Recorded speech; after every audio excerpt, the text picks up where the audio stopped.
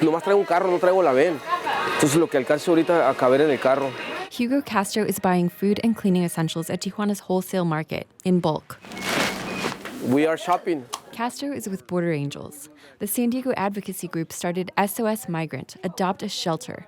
The project supplies Tijuana shelters with donations.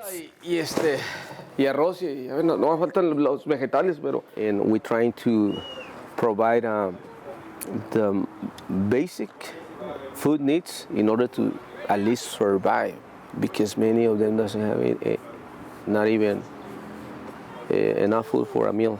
Tijuana has 38 shelters struggling to feed hundreds of migrants and refugees.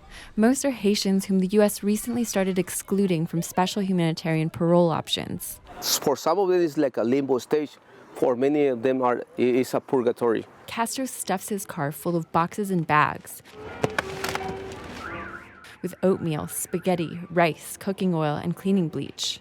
Normally, he uses a big van, but it was unavailable today. We are heading to 3 shelters downtown TJ, next to the border. The first shelter, Mejor Herencia, is empty of migrants, except for Carlos Pierre from Haiti. Pierre explains that everyone is being kicked out of the shelter. Te dice antes el pastor una albergue, pero después dice no, aquí son iglesia. The Mexican government is offering Haitians humanitarian parole or refugee status and has advised the shelters to encourage Haitians to integrate into Mexican society. Pierre is waiting for his appointment with Mexican immigration officials. For now, he has no status and can't find a steady job. He says he's been searching for food and work all morning and has no idea where he's going to sleep. Está complicado, no encuentra. Buscando todo lado, no encuentra. Like thousands of other Haitians, Pierre trekked through Latin America's most dangerous countries to get here.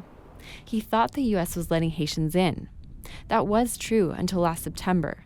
Now, Haitians who cross are placed in detention centers and deported to Haiti. Más o menos yo gasta $4,000 llegó aquí. En Haití ya yo no tengo nada. Todavía por eso yo quedo aquí. Yo quedo aquí en Tijuana, pero si yo no puedo cruzar, yo voy a arreglar mi papel aquí. When he can find work in Tijuana, Pierre earns the equivalent of $10 a day, doing odd jobs like construction. After paying for food and buses, he has no money for rent, let alone to support his son in Haiti, which is his priority. Nosotros tiene hermano, hermana, hijo, todo allá. Pero, ¿cuánto tiempo vaya a hacer trabajo para mandar $50? Mucho. Outside the shelter, I speak with Castro, who can't leave the donations he brought because the migrants are being removed. So I'm going to ask the assistant director what is going on, because... Buenas tardes, ¿cómo estás? Buenas tardes. ¿Sabes qué? Bien desconcertado, porque no entiendo lo que está pasando, de que traíamos donaciones para dar, ¿no?, a los migrantes. Y ahorita pues ya no están. Ya se están yendo. Pero me está diciendo que los corrieron, no que se están yendo. Simple y sencillamente, si el pastor tiene planes personales de que hasta esa fecha podían estar, la puse y punto. Lozano says the Mexican government is no longer supporting the shelters, so he's left asking the migrants to figure things out on their own. That's why groups like Border Angels can be a lifesaver for migrants. Pero le vamos a traer algo nomás a ellos, a los que están aquí. ¿Sí nos dan permiso de eso? Castro takes Pierre to a Haitian restaurant in downtown Tijuana. He buys chicken and rice for him and his friends. We got chicken, man. We got to shoot it. Finally, Castro distributes the donations he brought to various shelters that are still operating.